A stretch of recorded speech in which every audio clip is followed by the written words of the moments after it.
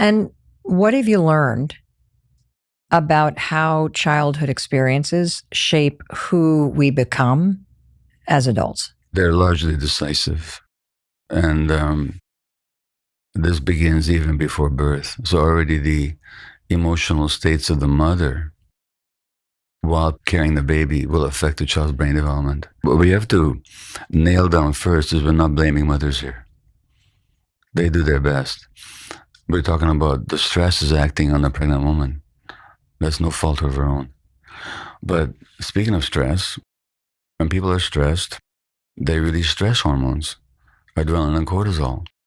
When the mother is stressed in pregnancy, those stress hormones go through the placenta, the umbilical cord to the baby. That affects the child's nervous system and his development.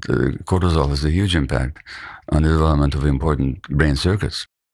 You can look at the heart rate of infants in the womb as it changes as the mother's more or less stressed.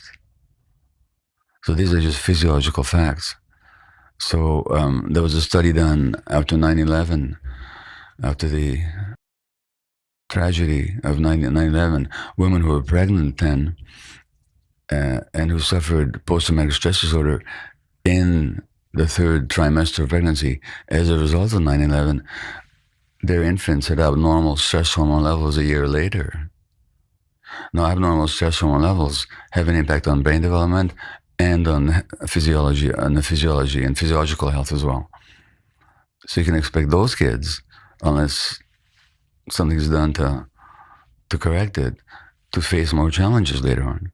And we know that mothers who are stressed during pregnancy, depressed during pregnancy, their children are more likely to have ADHD, attention deficit disorder, or other mental health challenges. So it's just, now what's interesting here is Indigenous people have always known this.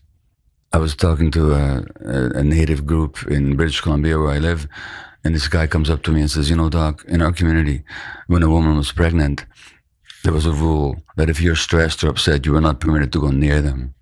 We didn't want your stress and upset to affect the baby. So this modern science has only confirmed Indigenous wisdom. But it's a huge issue in this country, in this culture, because people are so stressed for so many reasons.